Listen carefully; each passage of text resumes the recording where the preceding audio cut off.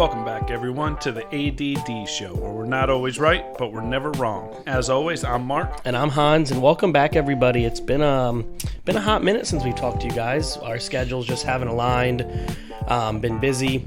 A couple holidays in there, but we're back. We have some NBA playoffs, some hockey playoffs, some big hockey games came through, and some big sweeps. One game was borderline a sweep, but in general, and just at the very end, we're going to have a good little NFL question that we're going to bring up that was brought up to us by our friends.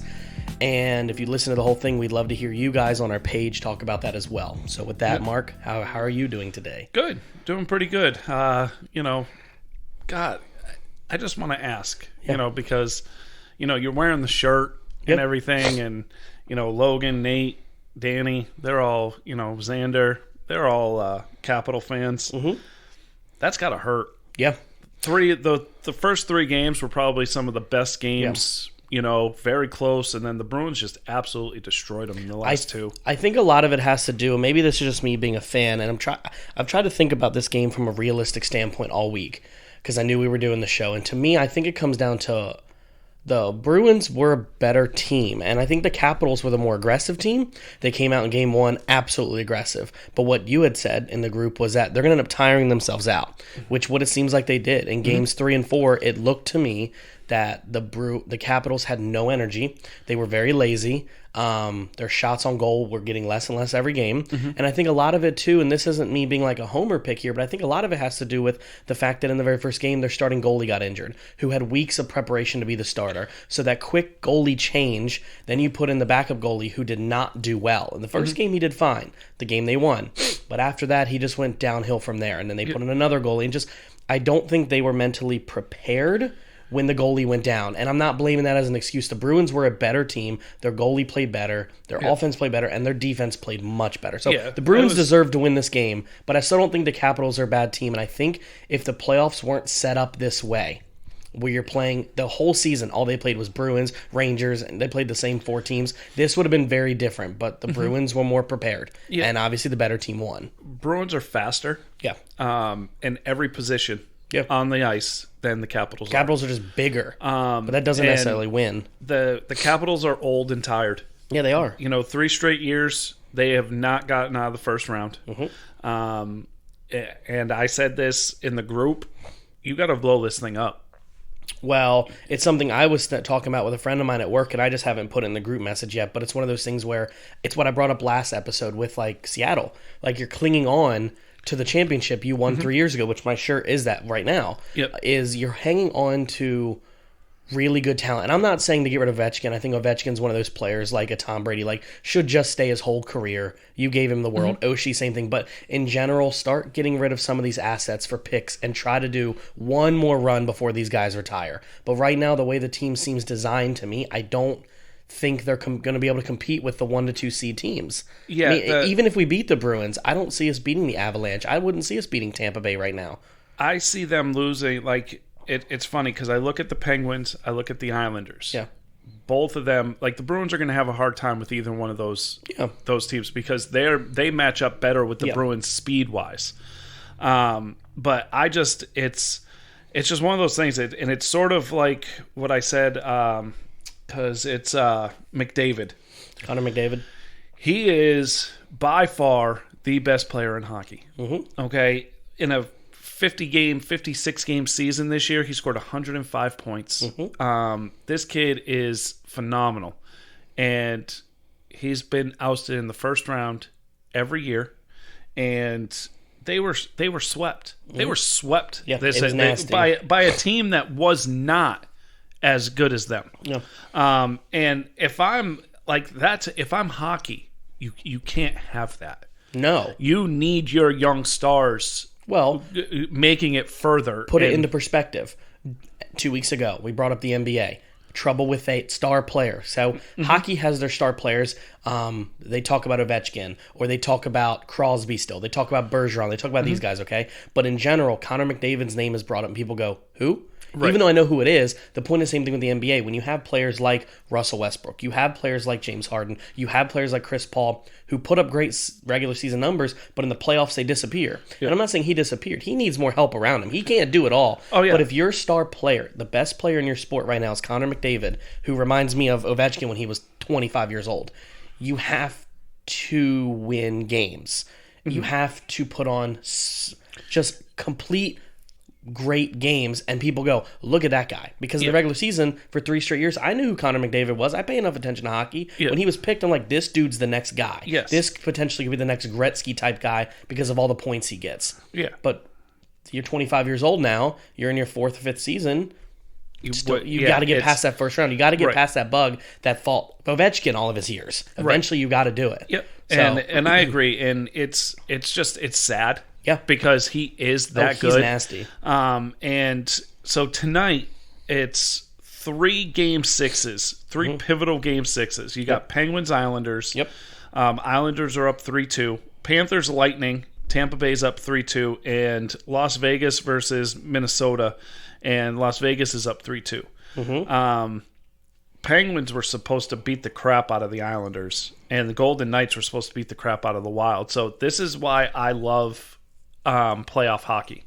Yeah, this is why I love the playoffs, because it doesn't matter who you are. Now the Avalanche swept they're by far the best team in hockey right now, far, and they swept, and it wasn't even close. I mean, the Jets swept the Oilers too. Yeah, so the Jets are pretty good too, but I would say the Avalanche 4-0, 4-0, 4-0. Did they even allow the Blues to score a single goal in any of the games they played? Yeah, they scored a couple. Yeah, it was like 1-2. No, it wasn't. The series wasn't close. And Avalanche had like 4 or 5 goals every single one of those games. They're nasty. Yep. The Islanders, I feel they're going to pull the upset. I think they win. I think they win tonight. They're at home, and I think they pull off the upset over the Penguins. And then they go and play Boston, which would be kind of funny because the 1-2 seed in that bracket would both be gone, and it would be the 3-4. Now, all 4 of those teams were very close all season. That's why hockey playoff seedings don't matter, because all these teams are that much better. Yep, and it's the Panthers and the Lightning. Tampa Bay is the better team, more experienced team. The Panthers have had a better season, but the Tampa Bay is a more experienced team for this time of year, so I do think Tampa Bay pulls it out, and I do think Las Vegas easily wins tonight. $36 million over the cap, you have to have a good team. The Lightning have one of the best teams in the league, but they're also over the cap by $20 million. Yep. So this is the year they need to get stuff done, because that's a lot of players they're going to be losing to stay under the salary cap. Yeah. But the Lightning, to me, are also one of the best teams. They're also kind of young, but they have a lot of talented players. They were one of those teams a few years back, kind of like the Buffalo Sabres are, okay? They're bad. But the Buffalo Sabres have 3, 4, 5 straight years of number 1 overall picks. Eventually, hopefully that team comes into fruition, which is what Tampa Bay's done. Tampa Bay had a couple years of really good prospects, and now look at the prospects. They're doing great. To me, the most interesting game that I've watched is the Hurricanes, the Predators game. I know you just mentioned that. Yep. That game has been, that series has been aggressive. That series has been really, really good. Yeah. And that game, last night they played. Yep. And Carolina won. And Carolina is leading the series 3-2. Yep. It's a good series. It's a very good series. And it's interesting because I love hockey also because it's every other day. Yes. It's not like basketball where you play, have a couple days off, then you play. It's weird. But they play again in Nashville coming up on Thursday, and I could easily see this one going 7. I don't think, the other series that's going on Thursday is Montreal versus Toronto. Toronto's up 3-1. I don't see that going to 7. It's not going really. I don't think it's going to be anything exciting.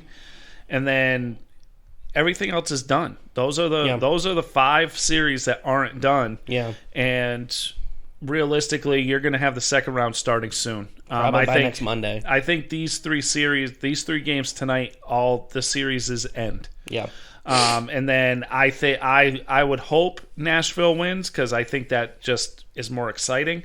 But I think Maple Leafs pull it out, and I think the Predators hopefully win just to make it interesting. Wouldn't it be nice if the Penguins the Predators, the Panthers, and the Wild all won in their next games to make it all game 7s. That'd be nasty, and that would be fun. That would be ideal for ratings. Absolutely, it would be good. But not to transition, but into basketball, it's the opposite is going on right now in a couple series. Lakers tied it up last night. Yep, very good game. And they pulled it out. LeBron has still never lost a first-round series, so I'm not betting against him. I still have the Lakers going to the finals. I still think they figure it out and they get healthy enough to make it. The Nets are beaten up on a beat-up. Not to repeat my words, but the Celtics are beat up. Yeah, Celtics aren't the Celtics of the beginning of the season or last season. And also, the Nets have the best roster money can buy.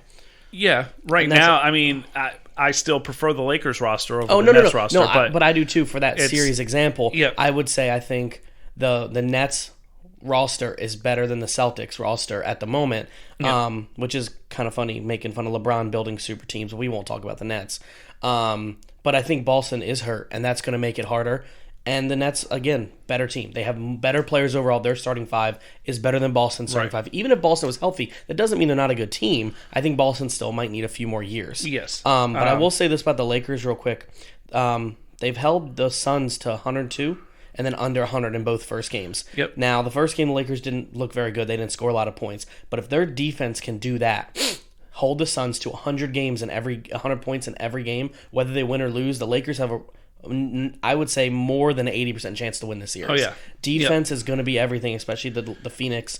Phoenix is a really good team. Oh, yeah. The Phoenix is very good, but I just don't think they have enough to hang with the Lakers. Yeah, if LeBron and A.D. and the company get back on page like they were 2.5 months ago, before LeBron and A.D. both got hurt, they're going to be nasty. Yep. And the thing I hate about the NBA playoffs is how much time you have off in between games. So the Wizards and the 76ers, it was a 7-point win, a lot of points, but the Wizards hung in there. The Wizards were winning at halftime, and then they don't have the talent to keep up with the Sixers, but it's interesting because the Sixers really didn't play very well in the first 2.5 quarters. To me, I think Washington's problem is I wrote it right here. Their defense is a problem. They haven't had a good defense for years. Their offense is probably one of the best offensive units in the league. They can score 140 points a game, but they also allow 140-plus points a game. Right. So the practice is that Washington, even being an 8 seed, is great and should give fans hope, but they got to work on this defense because it was a good game. I will say I got a little angry watching the game that they were only down by 2, and they said Westbrook stepped out of bounds, which he didn't, which kind of ended up making the game by 7. I was like, that could have been a tying game right there. Yep. But in general, the fact that Washington got here in the last month of the season, going 23-5 over the last 30 games was good. They deserve to be here, but the 76ers, again, the rankings of the teams 1 through 8 is so weird in the NBA because the 76ers are the number 1 seed, but I still think the Bucks, I still think the Nets could be better than the 76ers. Yeah. That's the hard part, is like Washington versus 76ers. I think Washington versus the Nets would be more of a blowout than Washington versus the 76ers would be. Probably. But the Nets took they had a lot of players injured throughout the season. Right. And they're just like the Lakers. They're just starting to get their forte together. Right. So I would say, though, like Milwaukee. Yep. They're playing differently this postseason. Like these last 2 games, like they have a different swagger about them than the last couple years. But again, I want to see it when it matters. Yep. Like the Heat aren't last year's Heat. The Heat struck lightning in a bottle last year, where everything just fell together and everybody played out of their minds and they made it to the finals. Had a great year. Like, don't get me wrong, I'm not going to take anything away from them, but lightning in a bottle where all your players had career playoffs. Mm-hmm. And those players aren't doing that this year. It usually doesn't happen in back-to-back years. There's a couple series that I'm really intrigued on, besides the Lakers and the Suns. Hawks-Knicks. Yep. Trae Young, I know you don't like him. He is that guy, though. Mm-hmm. He's got ice in his veins. Man, I just love, because Reggie Miller was one of my favorite players to watch back in the day. and just watching how he would talk trash to Knicks, Knicks fans. Like, I loved it. Like, he said, shut the hell up. Yeah. Like, he said, I don't hear you. Where are you? No. You know, and I loved that. I don't have anything against Trae Young's as a person. It's because obviously he was in my conference for college basketball, and I watched him play my team. He was really good. He shot the ball from everywhere. He reminds me of Steph Curry. Now, I didn't think his game would translate, to be honest. When he was drafted, I didn't think his game would translate, but to me, has. I got with a lot of fans were saying, friends of mine, were saying things like, he's the next Steph Curry, he's the next this, and I was like, yeah, he is really good. He's a wonderful shooter. Like, he's one of the best shooters I've ever seen. The problem is he disappears when he doesn't have the ball in his hand. And I'm not saying shooting. I'm talking about on the defensive side. The same thing Curry does. I don't see him getting a lot of steals. I don't see him getting a lot of rebounds. Yes, he's only 5.5 feet tall, technically. He's nasty with the ball in his hands, though. Yeah. He's a nasty shooter. And that's the thing where Ray Allen played some defense. Steph Curry's starting to play more defense, whereas Trae Young, I've seen him sometimes become a liability. And I think it's still because he's young. But if out of the young players, I'd still prefer Luka over Trae Young. Yeah, I just think Luka has a better all-around game. But if you're asking me to play, if we're just shooting the ball around, I want Trae Young on my team. Yeah, he's nasty. Yeah, he won this game. Yeah, that shot was nasty, and he told the crowd, "Shut the hell up." And I was like, all right, Trae Young. I never didn't like him. Just to me, it was just his play style. I just didn't think I never thought the Hawks would win 30 straight games at one point in the season. Yeah. Something close to that. And they got to the 5 seed. Like, that's awesome. Yeah. And I think a couple more pieces and 2 more years together, they could be a 1 to 3 seed next year. Yes. I would say, they're up and coming. Yeah. I think this run was good. Exactly. But I think they need another piece or two absolutely to come in. Another series I think is going to be better than what people think is the Grizzlies and the Jazz. I'm looking right at it. I had a feeling you were going to say that next. The Grizzlies they're I hate this word because I used to hate it when people used to say it. They're scrappy. Mm-hmm. And that just means they're talented, but they're not going to give up. No, like they'll take the punches, but they're going to keep coming at you. And Ja Morant is one of the best players in basketball right now. Remember everybody laughing at him when he got picked out of Murray State? People were like, who's this guy? And he's dirty. I think he's one of the superstars of the league. He'd be somebody that NBA needs to look into having as the next face of the league because he is that good. But here's the problem: he's on the Grizzlies. Yeah, but this right here, this playoff series, is putting him on the map. Oh, yeah. Even though, and if you're a novice fan, he's being put on the map. But you know who he is if you follow basketball. I don't think I think the Trailblazers Nuggets series is going to be like it is, where it's going to be a blowout here, a blowout there, close game. I think it's going to go back and forth. I think the Nuggets will end up being the more talented team. They have the deeper team. Not having Murray. Jamal Murray? Yeah. Yeah. Is he? He's Denver. Yeah, he's Denver. Okay. I get him and the kid from Utah. Devin Booker? No, Utah, not Phoenix. Devin Booker's Phoenix. They're the same. But I love Damian Lillard, and I know he won't let this team quit. So I do like the Trailblazers. You talking about Conley and Gobert? Is that who you're talking about with Utah? No. Bogdanovich? No, he was hurt. Murray. Jamal Murray? Jamal Murray, yes. Okay. All right. Sorry, go ahead. Finish what you're saying. The series that I think is surprising people. Clippers, Mavs? Yeah. Yeah. I am not surprised. Because Nate asked me who I thought was going to win. In the first round, second round, everything. And I picked the Mavericks to beat the Clippers. The Clippers tanked, so they didn't have to play LeBron and the Lakers in the second round. And what you did is you fell into a very dangerous matchup, and this Mavericks team is very good. And Mavericks got both these first wins not at home. Right, in LA. And I really see the Mavericks winning this series. But it's winner plays Utah or Memphis. If I'm the Mavericks, I want both those teams right now. Yeah, Utah. If everybody's healthy, Utah's dangerous. They are.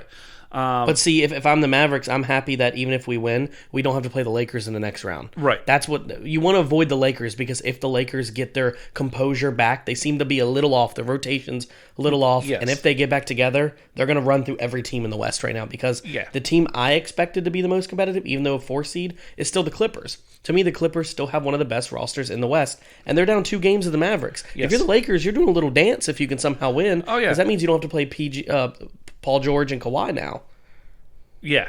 I don't mind Paul George in the playoffs. Paul George is a bum in the playoffs. Well, I understand, but Kawhi's different breed in the playoffs. He's a different breed in general. Like last night, they lost, and he put up 41. Mm-hmm. And it's just he can't do it by himself. Hardaway, Porzingis, they're playing great roles to Luka. Yeah. And Luka's just he's playing out of his mind. Yeah, the Mavericks are trying to advance, being like what Phoenix was a few years back. I think it was Phoenix, maybe. I'm a little bit younger. They're like the whole team is nothing but like overseas players.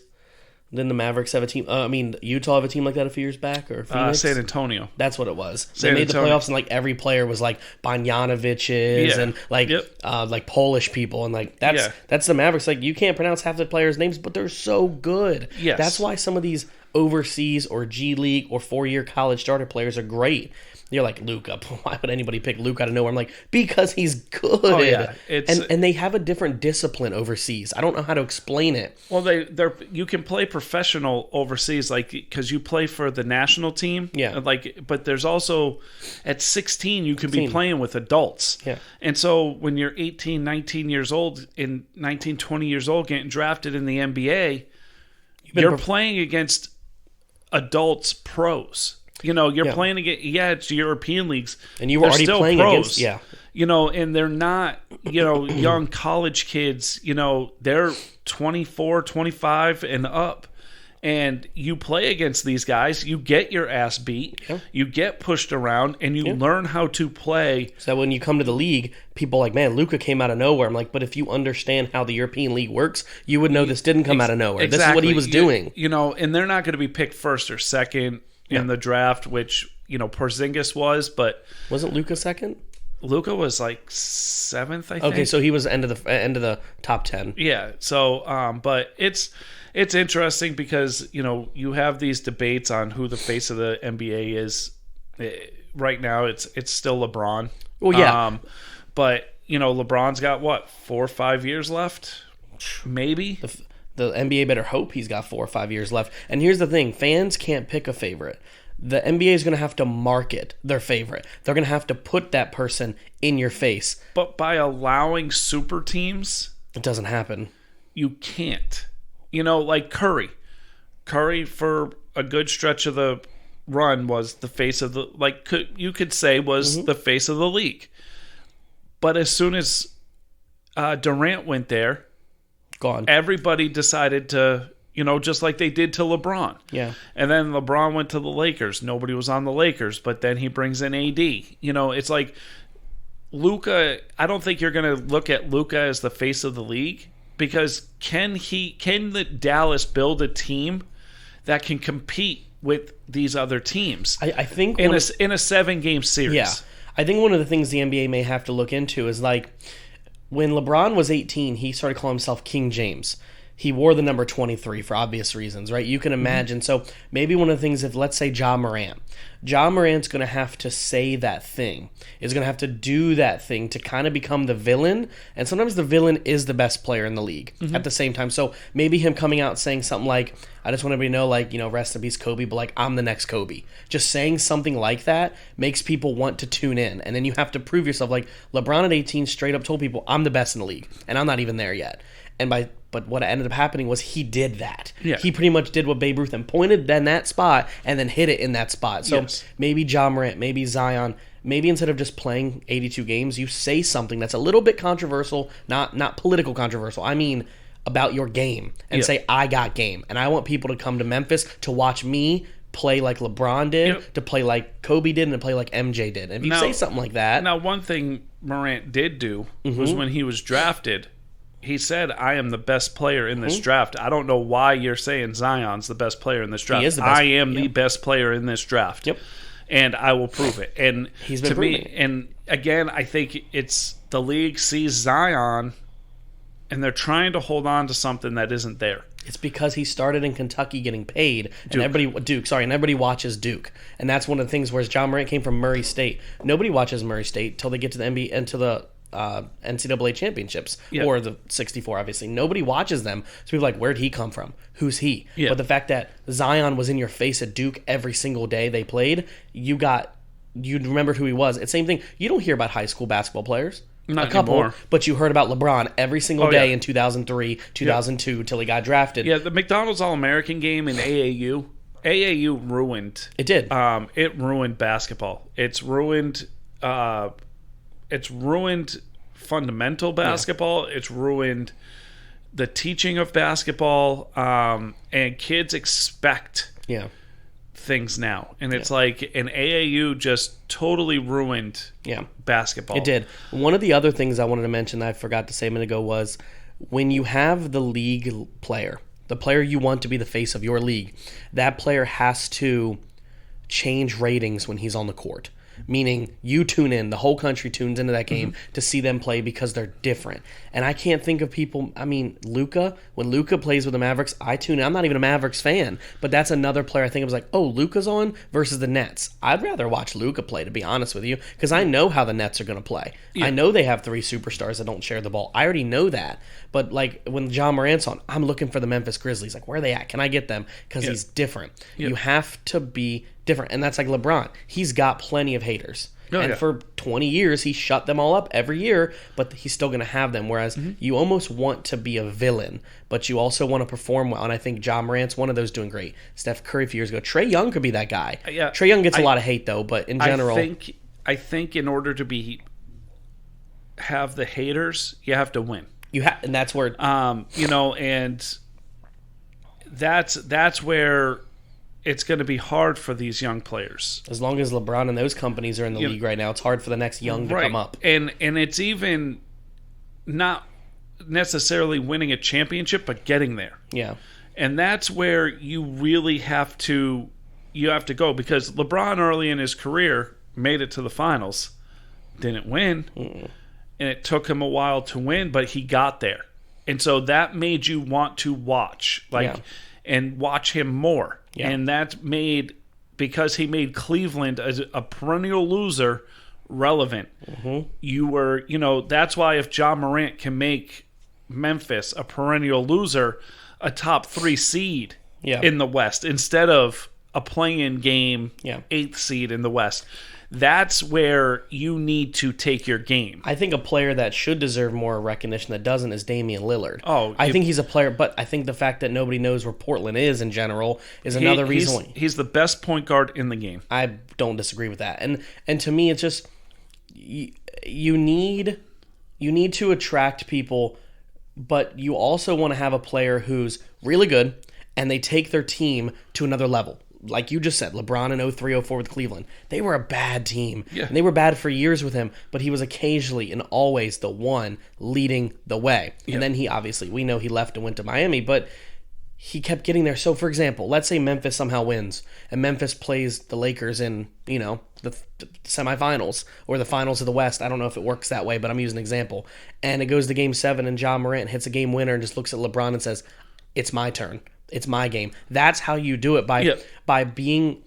Now, it's going to be hard to do that because LeBron's in the league, whether he beats LeBron or not. But being the next person, someone's got to win other than LeBron. You got to have another player doing what LeBron was doing in the beginning of his career. Right. But the NBA will have trouble if they don't figure out who they want their superstar to be. And it doesn't have to be just one. It could be just a couple. But you just focus on those players and try to get those ratings big. Like in the 80s. Mm-hmm. You had multiple. Magic Bird wasn't forced. Yeah. That rivalry wasn't forced. No. Those were two people that wanted to win so badly that they hated each other. Mm-hmm. And it just so happened that it was Lakers, Celtics, and stuff. Yeah, I get that. But that wasn't forced. You have Zion get drafted, and you're forcing the Zion versus LeBron. Yeah. And LeBron crapped on him every time they played. LeBron just... This kid isn't even, find me somebody else. And that's what, it's interesting because, again, Luka doesn't speak the language. Again, so it's hard to have. Doesn't talk enough. Right, and it's hard to have somebody that doesn't speak the language, the face of the franchise, because you will have people not paying attention because they don't understand what he's saying, or he sounds differently, which it's not fair. No, it's absolutely not. But it's just reality. It's reality. You have to face reality. The face of your league, whatever the sport is, you want that face to fit what the common viewership is. Yep. So if the common viewership of the sport has a certain demographic that's overwhelmingly over the other, which NBA does have a demographic that's overwhelmingly more than the other, it's younger fans, and you want to find a player that's younger. Right now, LeBron is great, but the next player, you want it to be younger, that speaks obviously English, because that's the main language here, that says some things that are controversial, that's not afraid to look at another player and go, simply think about this. LeBron was a rookie in what, 2003? 03, I think he was drafted, right? 03, 04, something like that. Yeah. So you're looking at somebody that is 17 years old, was born when LeBron was a rookie. Okay? So he's grown up watching LeBron. Mm-hmm. Who are the kids being born today? Who's that guy? That's what it is. You know what I mean? Like, because Chandler, who's, a friend of ours, him and Malik, I will say this, like, him and Malik are old enough where Chandler's 30, 31, Malik's late 20s like you are. Kobe was that guy. Chandler doesn't remember Jordan. No. Like, he remembers seeing Jordan play, but he doesn't remember, because he wasn't like, you were alive, but you watched, like, when his eyes could be paying attention, and he understood basketball, and he understood the love he had for basketball. It was Kobe. Yeah, when I watched, it was Kobe and LeBron both kind of in their prime. Obviously, Kobe was a few years past his main years, but he still won another title when I was watching him. Obviously, 2010, I think it was, something like that. Yeah, they won back-to-back. I started watching, like, 08, 09, so LeBron was still in Cleveland, but I paid a lot more attention when LeBron went to Miami. That's when I really got into basketball. But that's the thing with these players being born right now. Like, my son, for example, is 3, about to be 3. If he wants to watch basketball and he's in it 4 or 5 years from now, LeBron won't be there. Right. Is it going to be Bronny Jr.? Like, is that the next face? Like, but who are you going to look forward to when my son is in middle school and high school and says, guys, yo, did you watch the game last night? Right. Yo, so-and-so popped off. He's the dude. Like, who's that guy? That's what you don't have right now. You don't. And it's interesting because you need it. Yeah. Every sport needs it. Of course. But it's going to be interesting. I think the Lakers, win the West. But we'll see. They're not playing very well right now. If the Lakers get it together, I think the Lakers win the entire thing again. I just think the one team they don't really want to play is, I don't think they want to play the Nets. And I think the Nets just have as much talent as the Lakers do because of the experience of having Kyrie Irving, the experience of having Kevin Durant, the experience of having James Harden, right? Like, those are 3 players that are nasty. Yes. That I don't think the Lakers have a good enough third to keep up with those 3. But again, we'll see. I would rather somebody knock the Nets out. I think that's what the Lakers want. If the Clippers are gone and the Nets are gone, if I'm the Lakers, I'm dancing. That's what you want. Yeah. Those are the 2 older, more experienced all-pro teams you're going to run into. Yeah. But there are dark horses, so we'll see. Yep. It should be interesting. Yeah, Hockey's still more fun to watch. Oh, of course it is. In the playoffs anyways, and I'm a basketball guy. So NBA playoffs get good when you have about, I'd say, 8 teams left, 4 on each side. You got the semis, then it gets... The first round to me is never interesting, especially the last, 10 years when LeBron's been a 1 seed. Mm-hmm. Why would you even watch a 1 versus 8? LeBron's never lost a Game 1 series. Right. So it's going to be fun, but NFL, again. So this question was brought up to us yesterday. It says, if you're starting an NFL franchise today and you get to select any 3 players from the current roster of teams, but you can't take Patrick Mahomes or Aaron Donald, who are you taking? Interesting question. So, it was brought to our attention, and, Logan said Josh Allen, Terry McLaurin, and Chase Young, which I laughed. As soon as I read Terry McLaurin, I sort of all the wide receivers in the league, you take Terry McLaurin. I was sort of like, okay, I get it. you're a fan. And, Nate mentioned 3 wide receivers much better than him. Yeah. And there's more that you can pick. Oh, of course. And everything. But we're not knocking Terry McLaurin, though, because the dude's a dog. Yes. But when you're talking about starting an NFL franchise with 3 players, you can pick the number 1 in 3 different positions. You take the 15th best wide receiver? Right. That doesn't make sense, right. Obviously, but I get it. Chandler picked Lamar Jackson, CMC, Christian McCaffrey, and whichever Bosa brother. So he said whichever one. One's better. What's the one with the Steelers? He said whichever one's better. I think it's the one with it's either the Chargers or the 49ers. Isn't there one with the one with the Steelers is the fullback kid. No, that's Watt. Watt. Sorry, I had it messed up. Yeah. Yeah, I think the one with the 49ers is better, right? Yes. That's Joey, right? I believe so, yes. Yeah, I think he's a little older too. And then Danny, which Nate never said who he'd pick, so we're going to have to call him out on that. Danny said Justin Herbert, Calvin Ridley, and Chase Young. Okay. I see where you went there. I didn't pick a quarterback in mine. You don't have to. Because I think, I get the Chase Young. I think Chase Young is a smart pick. I think I get Bosa. But what this man did all last season and in the playoffs and in the Super Bowl, I picked Devin White, linebacker from Tampa Bay, Nick Chubb, and Devontae Adams. I think Nick Chubb is almost the best running back in the NFL.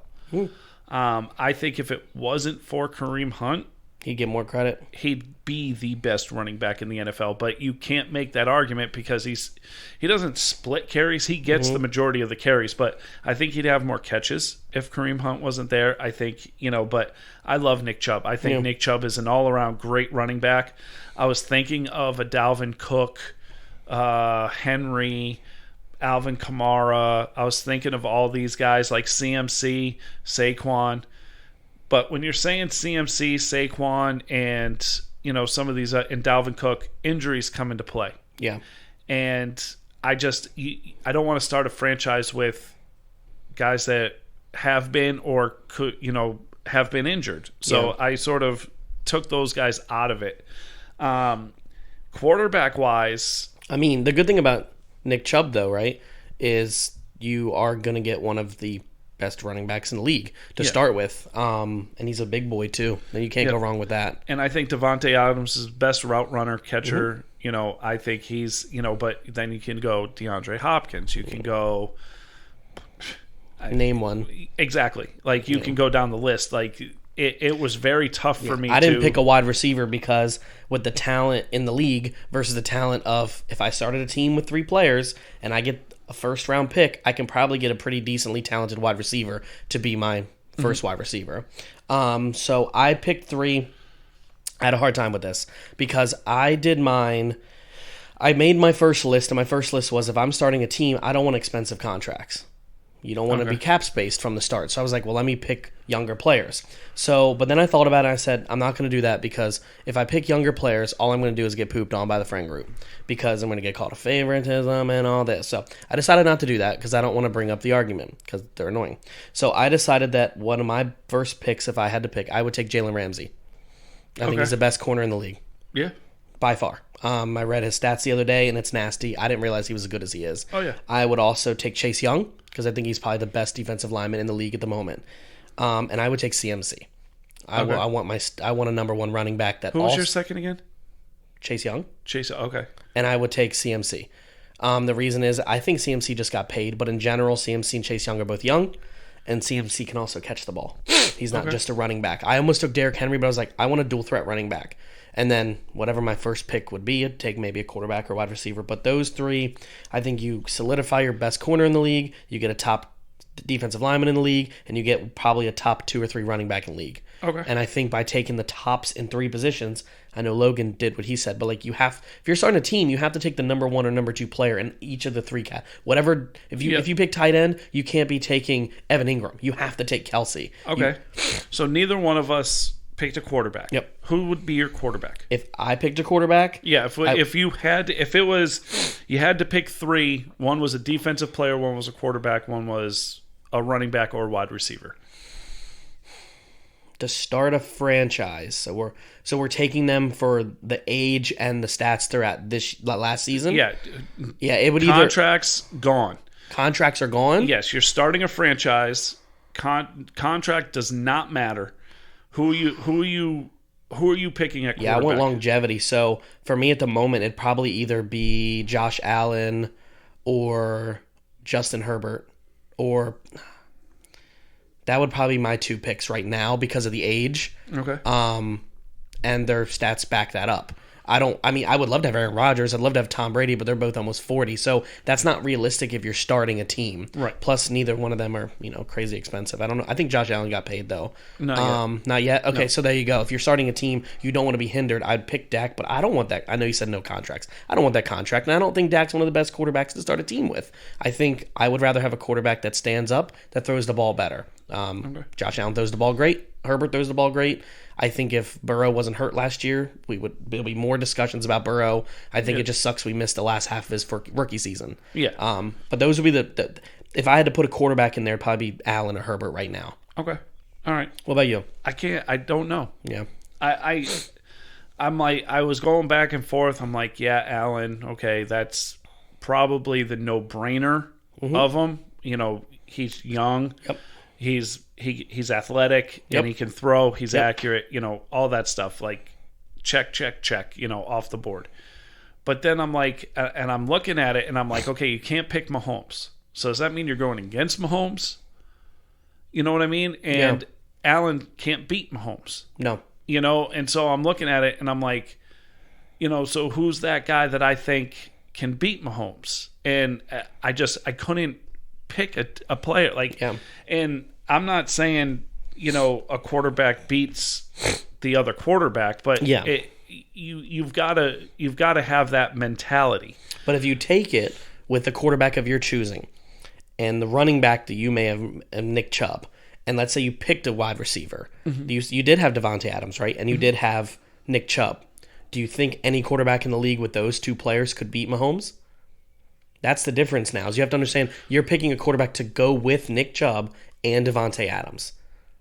Now that's the quarterback you want, because with those two players, that's better than probably Kelsey and what's the running back?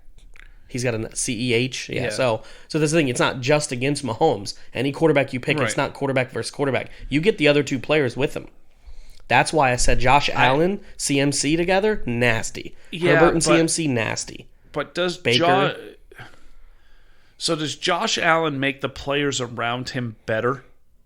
I don't think they're... Or is the scheme and Diggs and, Cole Beasley and all these guys around him that, good? You know what I mean? I would say I think he makes teams better because they made it as far as they did with no running backs over 100 yards. Yeah. So he is doing all the work. Now, I will say having Diggs definitely helped this year, and having, other players like that definitely help. I don't know, though. That's a really good question.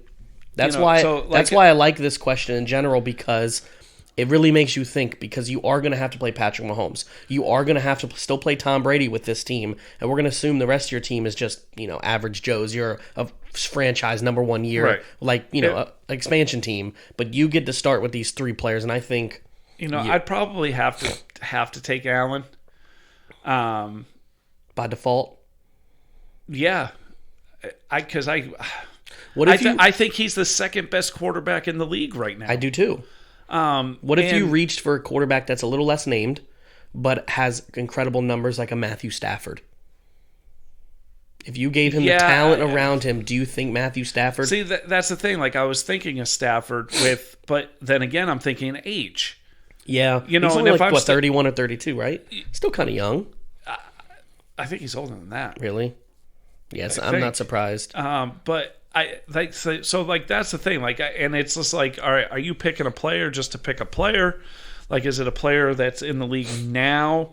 If I was going to reach, I know that, but I loved him in college, and he does play for my team, but I'd take Burrow. I would take Burrow over Herbert. I still would. I understand. You're allowed to say that. You're a Bengals fan. I get it. But at the same time, it's just I like the game better. Yeah. I like I see a lot of Brett Favre out of Herbert. A lot of, and not necessarily the good Brett Favre. Okay, Brett Favre got lucky a lot. But he also is the NFL record holder for most interceptions thrown in the league. And I see gunslinger. I just see but with my accuracy. My arm's going to get it there. You're not going to stop me. My arm's going to get it there. I don't care if there's 2 people on him. I'm going to get it there. And I don't like that. I don't like that in my quarterback. I like a quarterback that will read the field and take that check down. See, to me, I don't get Brett Favre numbers out of it. And the reason why I want to say this, because the group always gives me hell for it, the reason why I talk about Justin Herbert is, one, because everybody has a second favorite player in the league that's not on their team. You like Tom Brady, and you're a Bengals fan, right? Chandler loves Patrick Mahomes. Lamar Jackson. But he's not a Ravens fan. So same thing with me. I rooted for Justin Herbert because, one, I enjoyed being right about him. And I love it because everyone else was wrong about him. Yep. But 2, to me, I don't get the Brett Favre vibe, but I will compare him to somebody I get comparisons to, which is also another Green Bay player. I get Rodgers vibes out of him. Not Rodgers now. I'm talking the arm strength, the accuracy. I don't think he makes Favre decisions. He had less than 10 interceptions last year and 30 touchdowns. That's not Favre-like decisions. If he threw more interceptions, I would agree with you. But to me, Favre lost them more games than he won them more games. Now, there was, 8 games the Chargers had last year within a touchdown? So you could say that's his fault. You could say it's a defense fault. It doesn't matter to me. Pick your poison. But to me, I don't like the Favre reference, but I would say we could... Well, see, I was being nice. The main thing I see when I see him is Jeff George. And I don't know if you're old enough to know who Jeff George is. If I don't know who Jeff George is, it sounds like a knack at Justin Herbert. No, it's Jeff George was one of the highly touted quarterbacks. Yeah. And he could throw it 100 yards. He couldn't, and that's an exaggeration, but he had a cannon. But as soon as you got the tape on him, it didn't matter that he had a cannon. And that's what worries me. Yeah. And again, it worries me about Burrow. It worries me about all the second-year quarterbacks. Second year's the big year. How do you play when there's 16 games of tape on you? When there's 10 games of tape on you? When there's, when teams see more than a handful of games, more than 1 or 2 games, and they're able to see those tendencies, they're able to watch your footwork, watch and build tendencies. Oh, game 1. Game 2, game 3. Okay, look at, all right, 5, 6. Okay, this is a habit or a tendency. This isn't just. This is why year 2 changes for quarterbacks, because how do you adapt? And I think Baker had a horrible second year. Yeah, had a horrible second year, and everybody said, like, I can't even. But last year was more like his first year. And it's sort of like, okay, so he adjusted well. Josh Allen didn't. His first year was bad.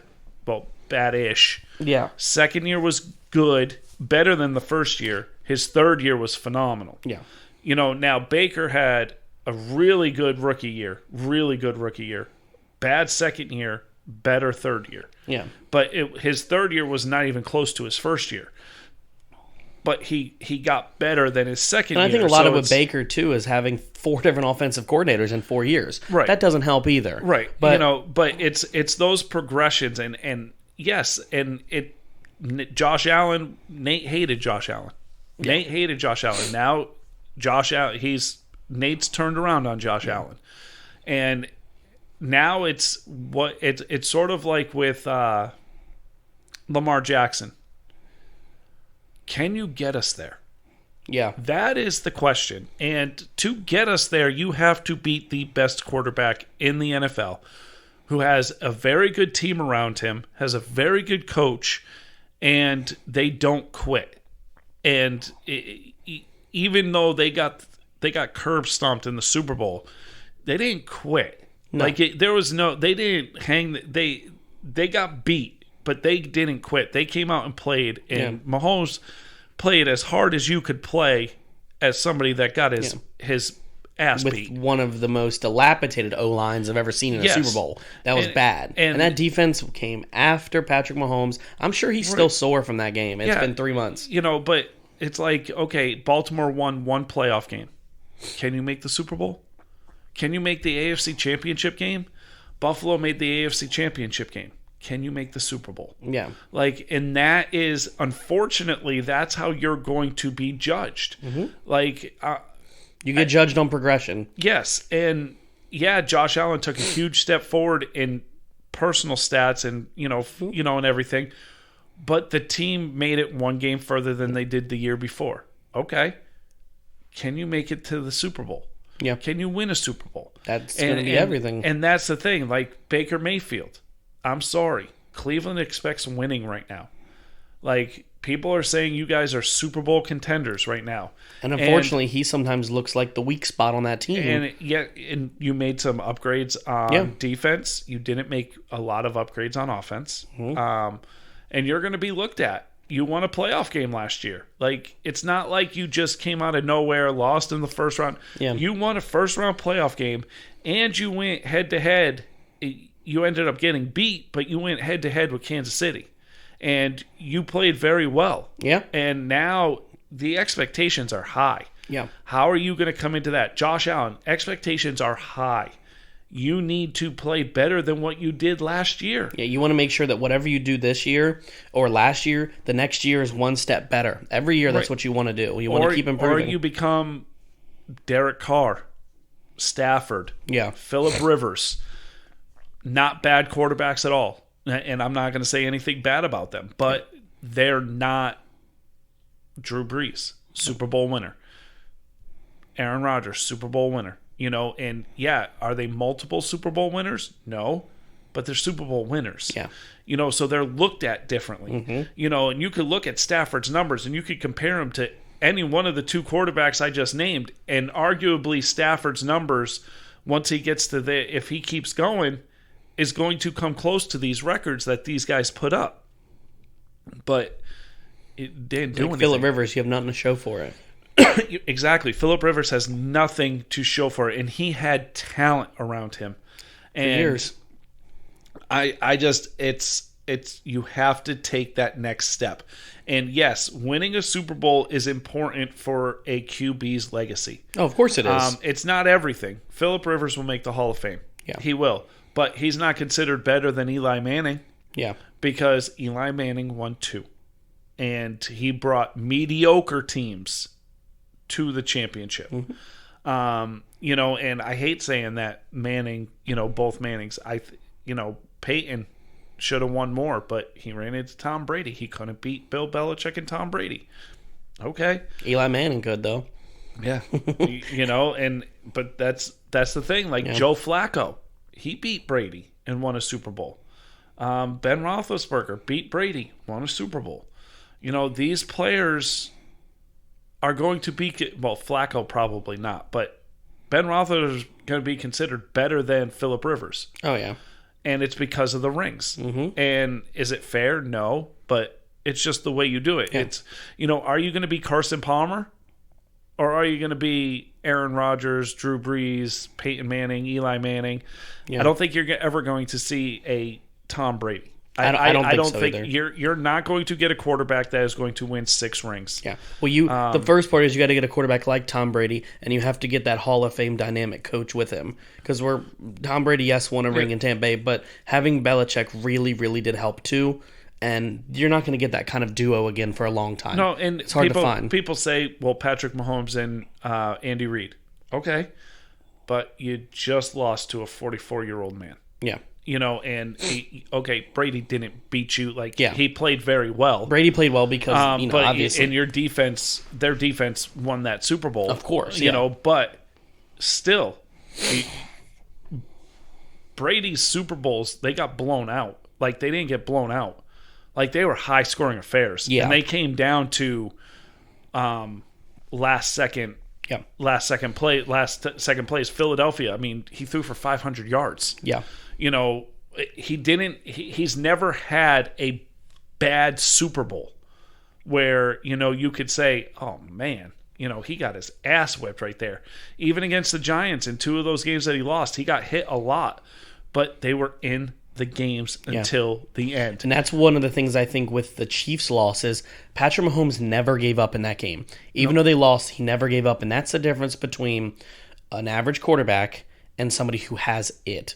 Yeah. And that's the difference where people are like, well, Patrick Mahomes has one win and one loss. But, like, that's okay. It's not about wins and losses. Because about wins and losses, we wouldn't talk about LeBron being a great basketball player. Wins and losses in championship doesn't matter, but are you getting there? And have you won at least the one, which helps? But Patrick Mahomes isn't done. No. Because Tom Brady's not going to be there forever. No. Patrick Mahomes is 15 years younger. And that's actually why more than that. And that's why the NFC is exciting. Yeah. Because Brady's old. Rodgers is a question mark. You don't know where he's going to go. And Drew Brees is gone.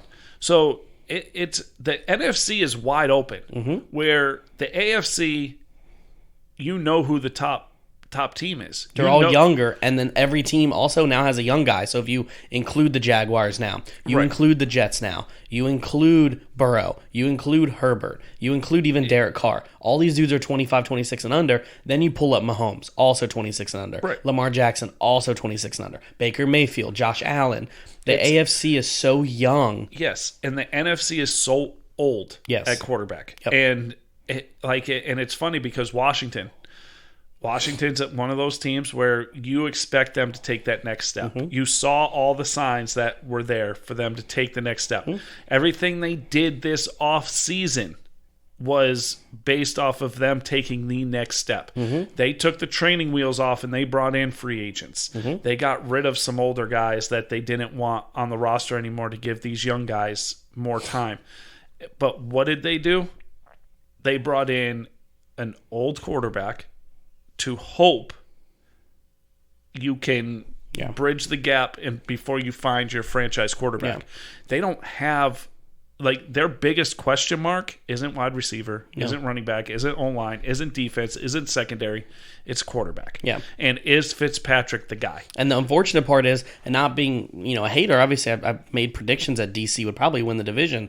The problem you have is for the last 4 or 5 years, Fitzpatrick's been in the league. By game 4 or 5, he's benched for the rookie. He's benched for another player, and people are like, well, that's last year Miami. He had a 500-yard game, 4 TDs. Next game threw 4 interceptions. That's not what DC's going to want. And they're like, well, we'll just put in the backup quarterbacks. But are they good enough? It's hard to say. We don't know. Right. We don't know, but I wish they would have just...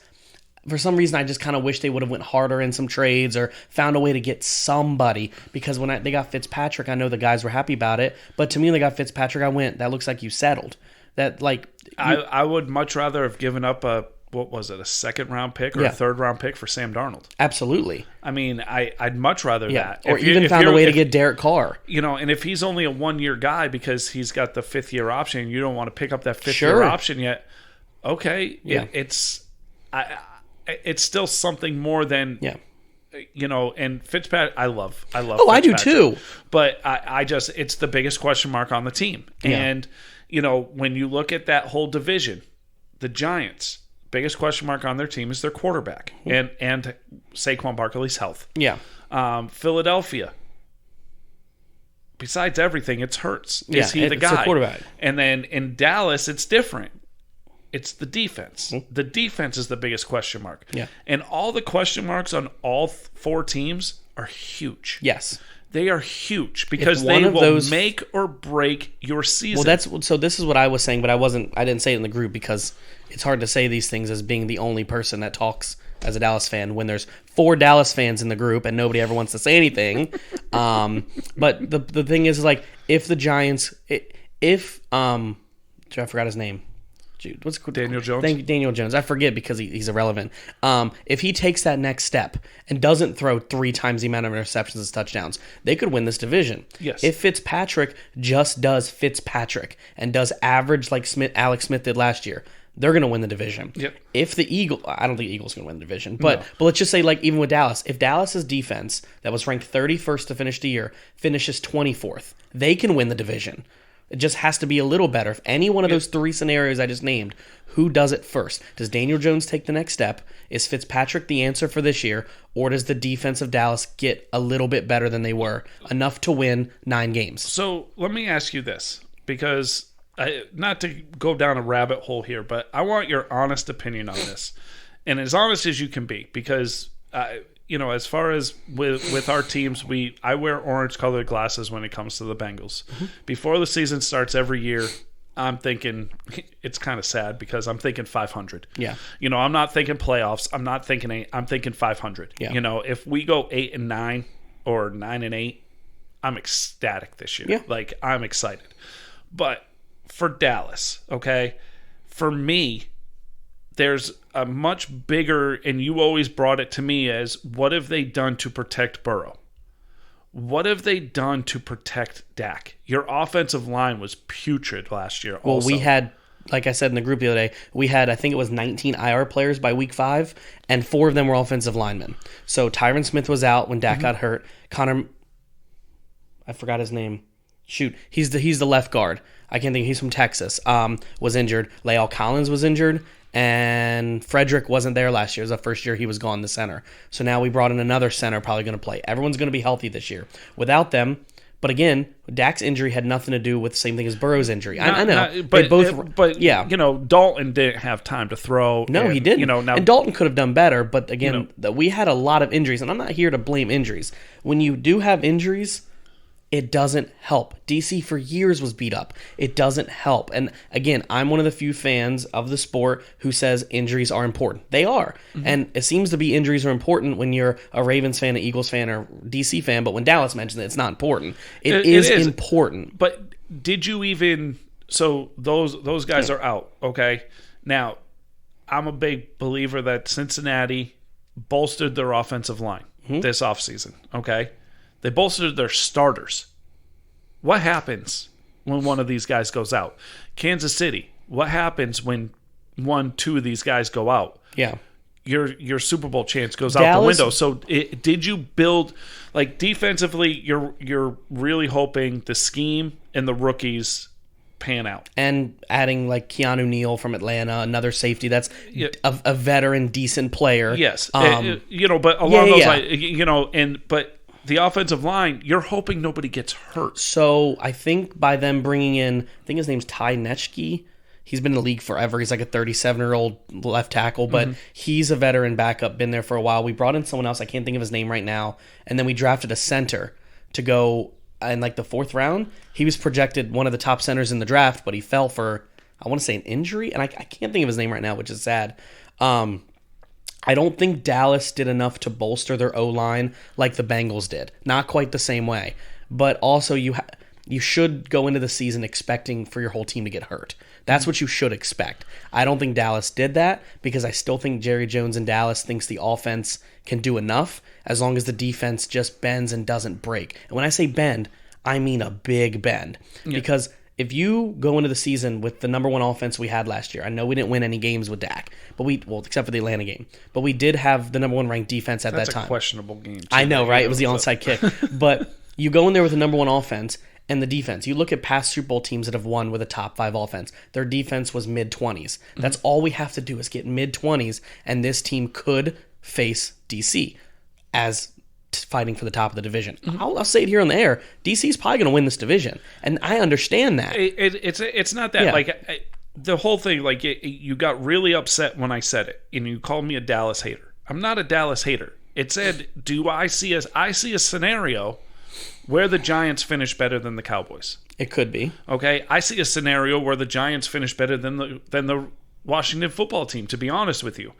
If you look at the teams on paper, the Giants aren't going to be number 1 in defense. They're not going to be top 10 in offense. I mean, they could with that offense if Daniel Jones gets his head out of his ass. That's the thing is right. I haven't seen any flashes of that. The defense is a top 15 defense, which is good. That's what you want. And if you get, where Washington, the question mark again is the quarterback. Yeah. And like you said, when was the last time you saw Fitzpatrick play a 16-game season? Been a long time. Even when he was in Tampa Bay. Competitively 16 games, right, he'd split with Jameis. He'd play. Jameis would play, and then he lost to Jameis. And then he went to Miami. And I don't even think he played his first season in Miami, I don't think was 16 games. But, so you're relying on that there. And you have arguably on paper right now the best defense in football, which I'm not going to argue. No, I'm not either. I think they could be that easily. Yeah. Easily, by far, like, you know. But then you're looking at Dallas, and you look at Dallas, and I see a scenario where if the O-line doesn't get hurt, if their defense gets better, just a little bit, you know, and is a top 20 defense instead of the bottom 10 of the league.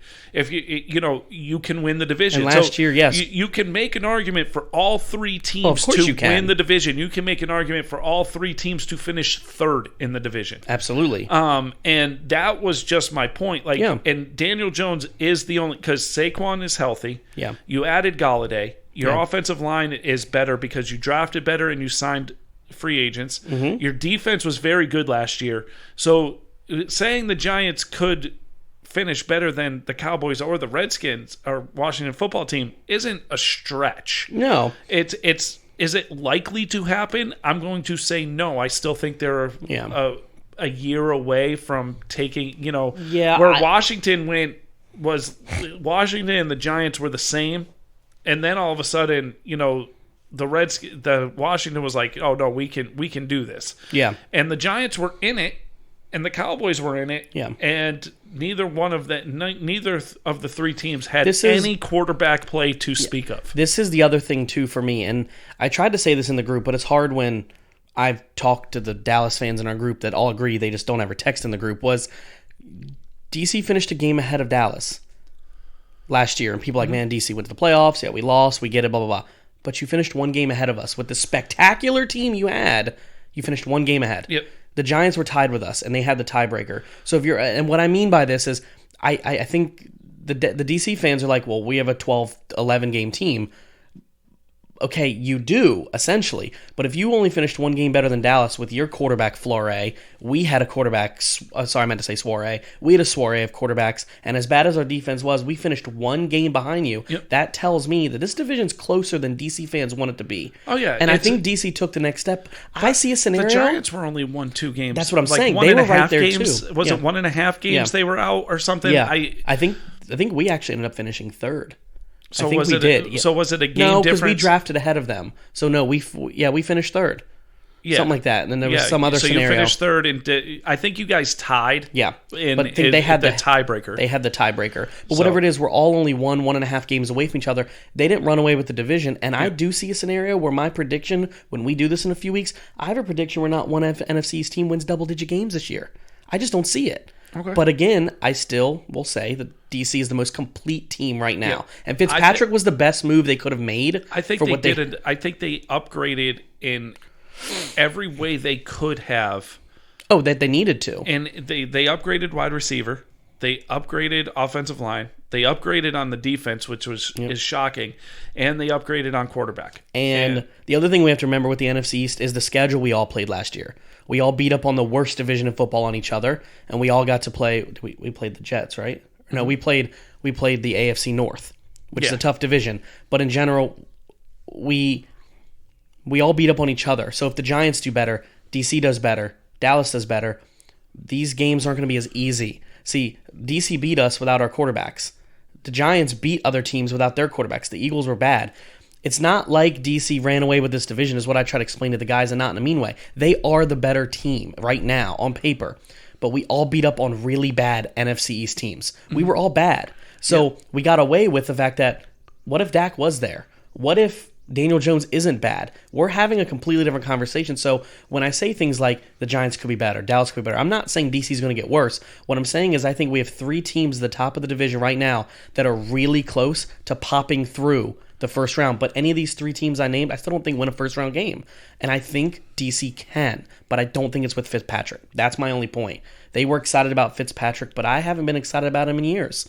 Yeah. He shows up and then he disappears. He's better than what they have. Absolutely. I will say that. Because I don't think you can win a lot with Allen, and I don't think you can win a lot with Heineke. I think borderline he's going to do about what Alex Smith did last year. I think you're going to get similar play.